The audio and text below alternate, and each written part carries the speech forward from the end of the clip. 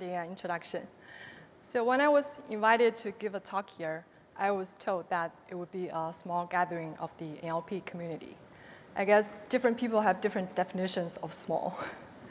And I guess this is probably the closest I could get to a tech talk with the cue on music and everything. Anyway, I'm JJ. I'm managing a research team at Microsoft. This is our team. All young, brilliant researchers. They all like luxury boat and great food.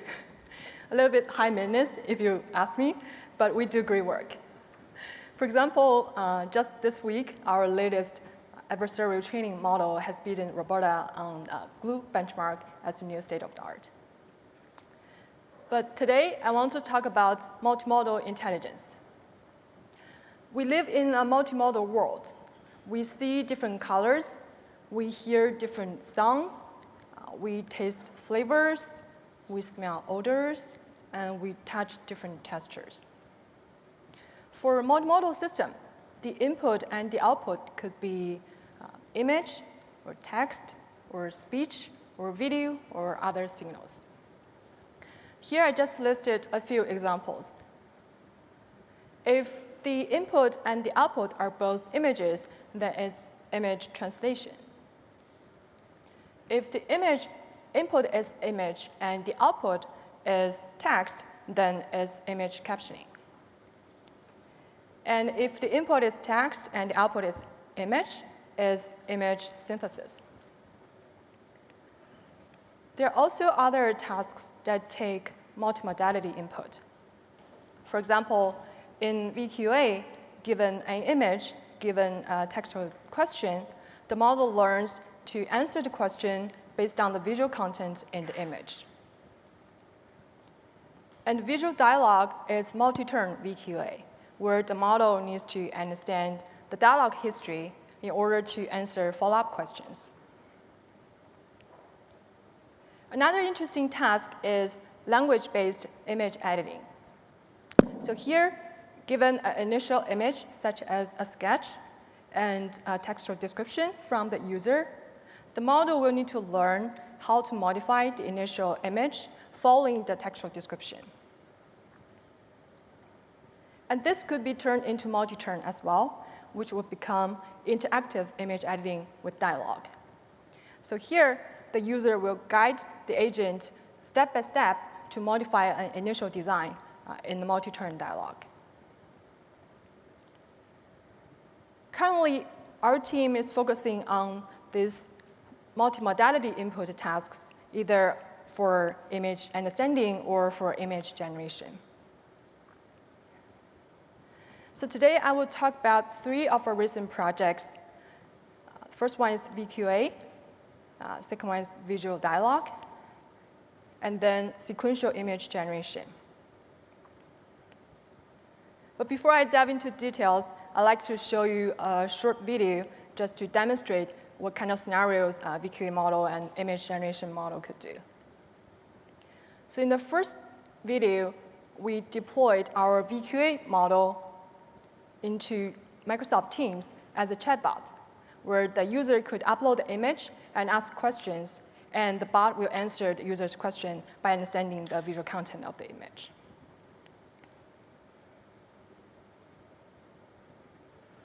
So here's the baseball game picture, and the user is asking, is the batter going to bunt? And the model said, yes.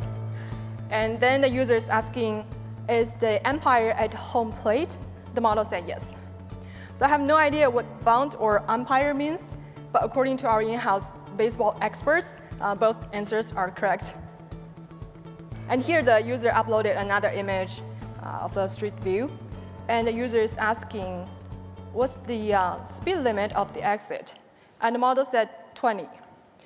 So if you're still young enough and your eyesight hasn't deteriorated, then you could see there's a really small sign on the right, on the yellow pane, that says 20. So that's the answer from the model. So this is just to show you some typical questions that people might ask in such VQA scenario. And here's the second demo I'd like to show you. interactive visual design. So here in this video, we deployed our sequential image editing model to teams, and we call it a visual design assistant, which could interact with the user and to modify a visual design step-by-step in a dialogue fashion.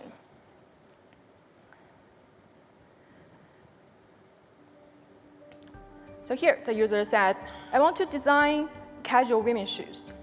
And so the bot will provide initial design based on image search. And then the user said, OK, could you make it black? So now the model modified the initial image, turned the color to black. And then the user asked, add some heels and crystal centerpiece. So now you see some heels and some centerpiece. And then I meant skinnier heels. So the heels become skinnier. And then now the user said, OK, now I want to design women's shirt. So the bot provided an initial design. And then the user said, can you change it to pink? So now the color is changed, but the design remains the same. And the user asked again, make it white with short sleeves. So now the color changes again, but the design turned from long sleeves to short sleeves. So this is just some short videos to showcase what kind of scenarios these multimodal systems could be applied to. OK, now let's talk about VQA. In VQA literature, most previous work has focused on learning image-text joint representation between the image and the question. However, scene dynamics in the image is not well captured. For example, the interactions between objects, if well utilized, could help the model better understand the visual content for question answering. So we thought, what if we could extract these interactive relations between objects and encode them into graphs, and then infuse the visual features, textual features, and these additional relation features through graph attention. So object relations have been applied to other tasks, such as image captioning or image segmentation. But it hasn't been applied to VQA tasks. So there are many different types of object relations. For example, semantic relation represents the action of one object over another object. And spatial relation often refers to the relative geometrical positions of different objects. So we call this type of relations the explicit relation. And then there's implicit relation, which encodes the dynamic continuous interactions between the objects as a continuous features. In order to incorporate all these object relations for a VQA task, we propose this ReGAT model. First, we use FastRCN to encode images into bounding box features and convolutional features, and we encode the question into question vectors. And then we construct a relation graph for each relation type. So each node represents the convolutional features from the images concatenating with the question vectors. And each edge of the graph is the relation, either a discrete relation label for explicit relations, which can be learned by pre-trained classifiers, or dynamically learned relations for implicit relations.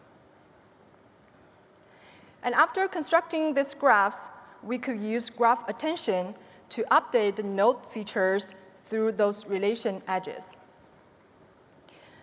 After graph propagation, the final features, we call them relation-aware question adaptive features, which can be used for downstream answer prediction.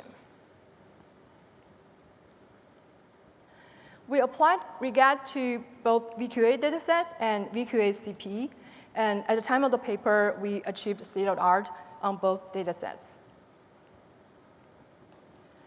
Ablation study shows that all the relation types could achieve consistent performance gain across different fusion methods.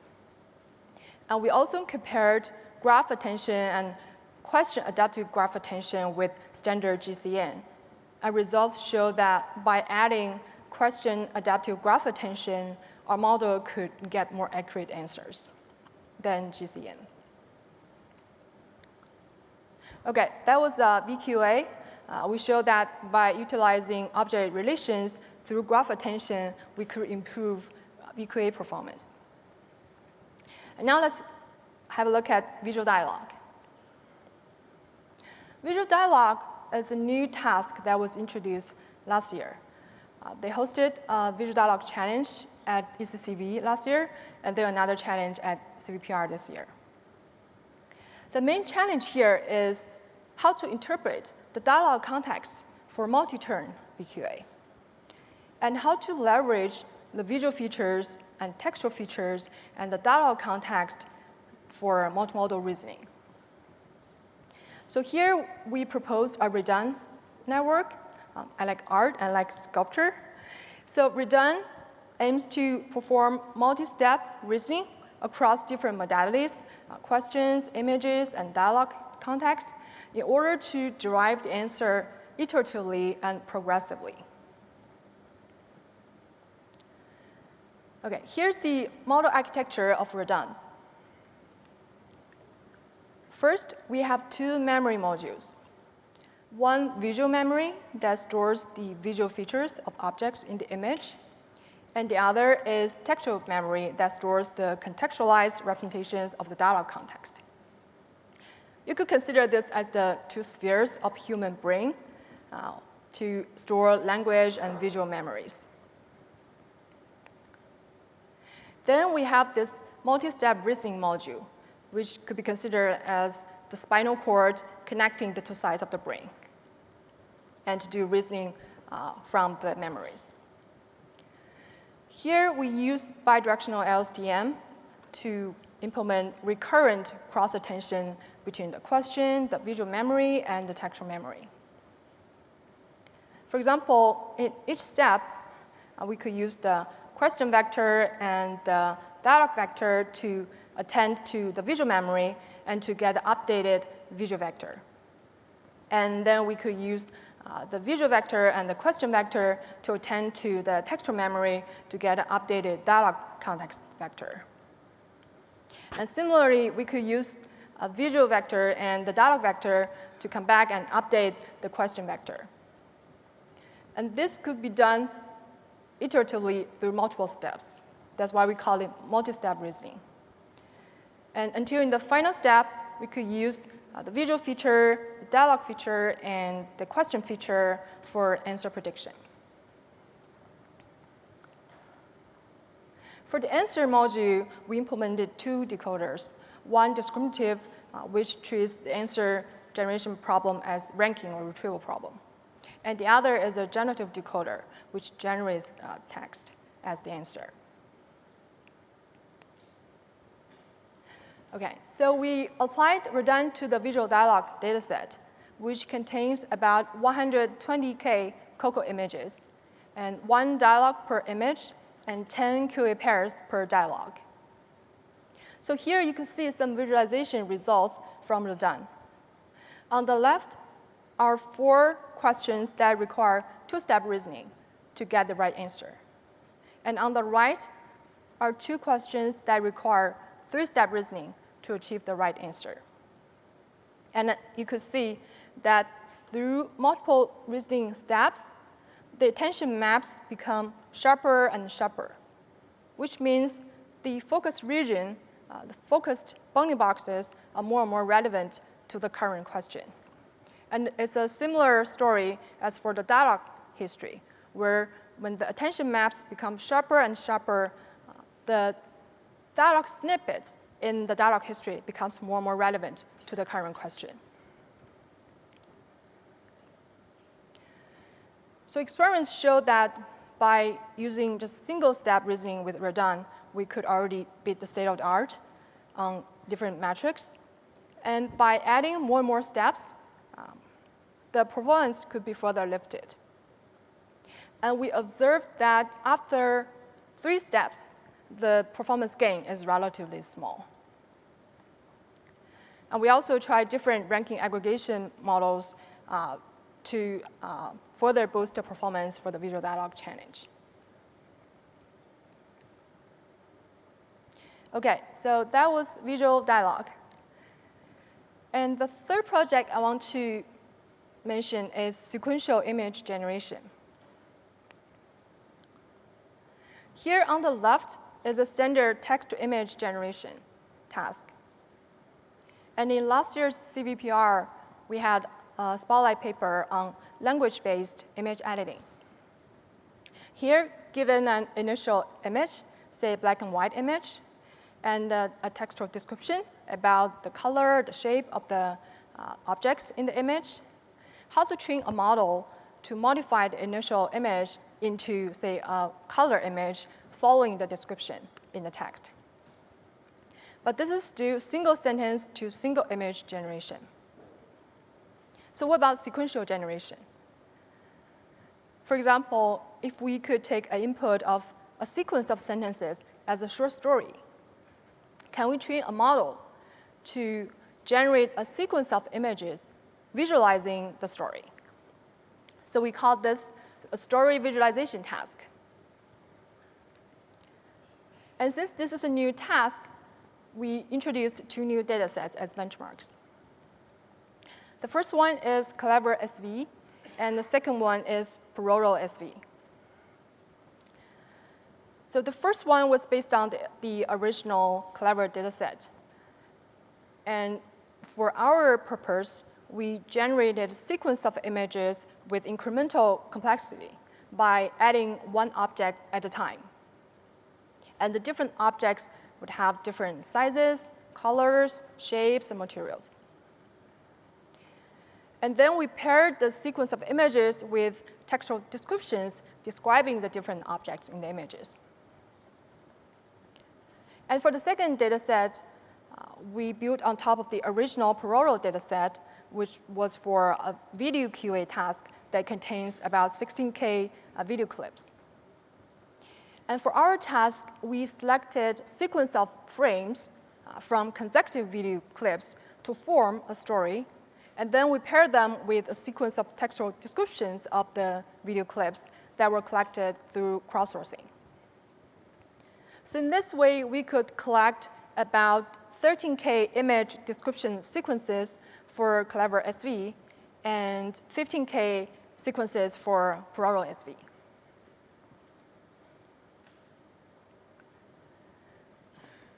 So compared with single image generation, story visualization is more challenging because now we have to model global consistency across the whole image sequence. And compared with video generation, which usually generates a short video clip with very similar frames about the same static scene, like one yoga pose, for example. Here, for story visualization, we want to model the change of the scenes and change of characters in the full story. So in order to address those challenges, we proposed a story GAN, a sequential conditional GAN framework. So here we use a story encoder to first encode the full story, and then we break the story down into individual sentences. And we also use a text-to-gist component, a context encoder, to encode both the global context and the local context from the full story and from the local sentence. So this is to make sure the global context will go through the whole story flow.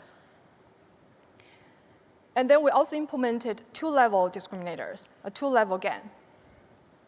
The image discriminator is a standard image discriminator, which will judge whether a generated image is true or false. And then we have a story-level discriminator, which will judge whether a generated sequence of images is real or fake. This is also to help enforcing the global consistency of the generated image sequence. We apply story GAN to the two data sets we introduced. And since this is a new task, there are no existing models to generate sequential images. So we used a set of ablated versions of story GAN by moving different components as baseline models to validate whether each component is helpful or not. For example, we removed the story encoder or the context encoder or the story level discriminator for each different setting. Experiments showed that for both automatic metrics and for human evaluation, story GAN could achieve the best performance. And especially for human evaluation, where we give people pairwise images to rate, story GAN achieved a much better performance than the other baseline models. On visual quality of the generated images, on the consistency of the generated image sequence, and also on the relevance between the image and the text. So here, just to show some qualitative results from story GAN compared with other baseline models. The first row is ground truth sequences. And the last row is image sequences generated from story GAN. And as you could see, by removing the story discriminator or the context encoder, the baseline models generate inconsistent images throughout the sequence. And the same object will appear at different places or with different colors or different size. And story GAN could generate more consistent image sequences that are more similar to the ground truth images.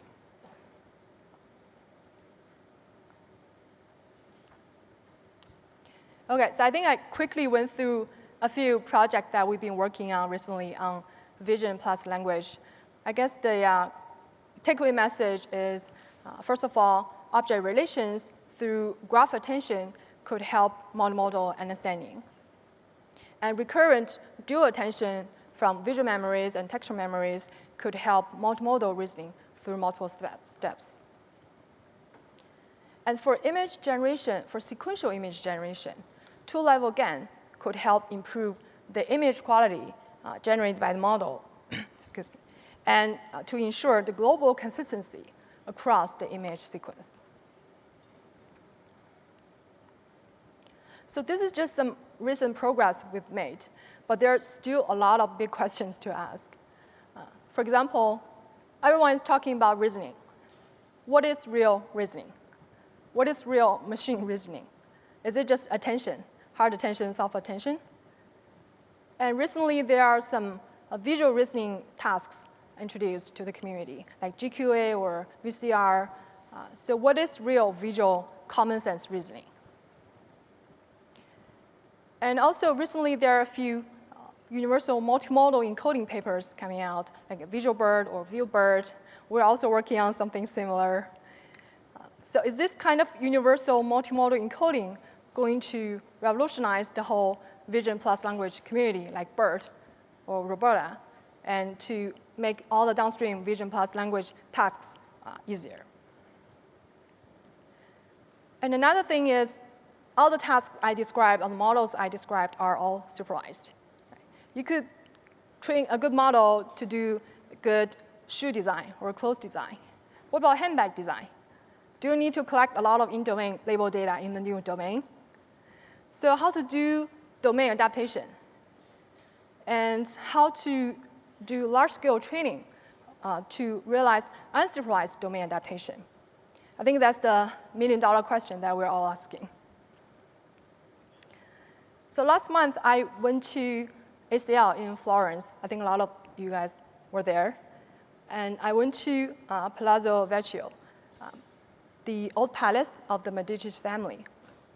And in their grand hall, there was a painting by Vasari called The Battle of Marciano. And rumor has it, behind Vasari's painting, there's a hidden Da Vinci's painting that has been lost for centuries. So recently, some researchers have detected that there's actually a false wall behind Vasari's painting. And they also detected some pigments that was used for painting in the Renaissance age. So they were guessing that maybe Vasari wanted to protect Da Vinci's painting when he was repainting the wall. So the analysis is still inconclusive right now. But I think people are hoping that this most intriguing mystery in the art world will be solved soon. And as you can see on Vasari's painting, there's a really, really small flag that says Circa Trova. Does anyone speak Latin here? I guess you could read English. So it says, seek and you shall find. So it's like a secret code from Vasari saying, it's right there. So I guess what I want to say is, I think in the scientific world, we have a similar request. And we all want to find the holy grail to push the state of the art for NLP and for general AI. And I think we still have a long way to go to realize real AGI, but I think we are making good progress here. Yeah. OK, so with that, I think I will just conclude my talk. And I think I have 4 minutes left. So if there are any questions, please ask. Thank you.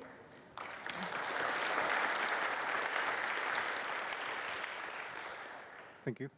Hello. Thank you very much for a great talk. I have a question about StoryGAN. I wonder if, in order to generate next image in the sequence, you somehow incorporate information from previously generated image, or you generate every time new image from scratch. Let me go back to the model. Yeah. So for this one, we want to pass down the global context from the story. But on the image level, we're not passing on the previous image, but we use this story discriminator to control the consistency between the images. But I think the demo I showed earlier, it was from a different model that actually take the previous input of the image as one of the input, and also the text input to generate another image. OK, thank you. Thank you. Any other questions in the audience?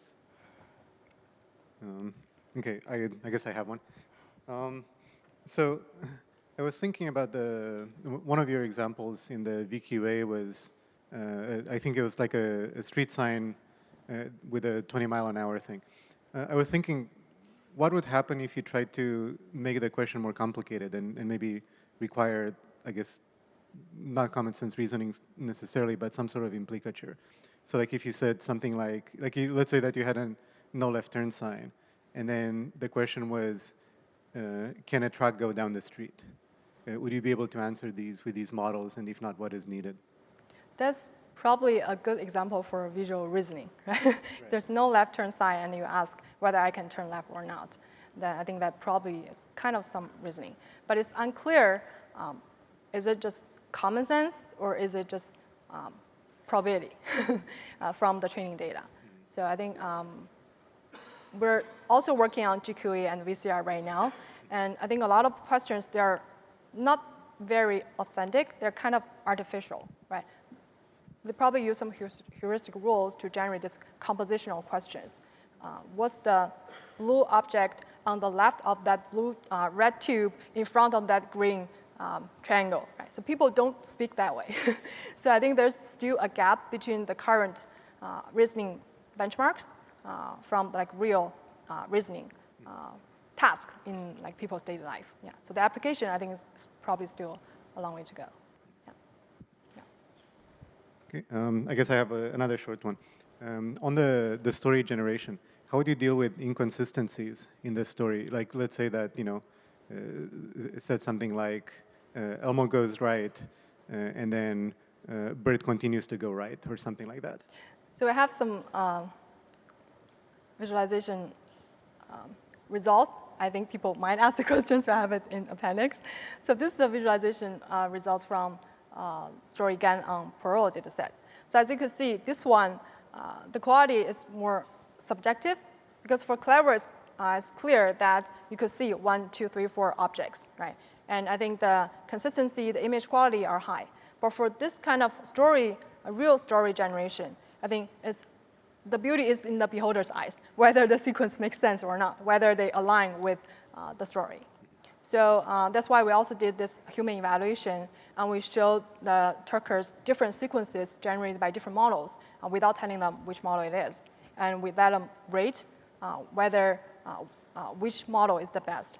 So from our evaluation results from human assessment, I think StoryGAN shows better results than other baseline models. But I think for real story generation, I think there's still a long way to go. Yeah. Cool. Thank you. Okay, thank you.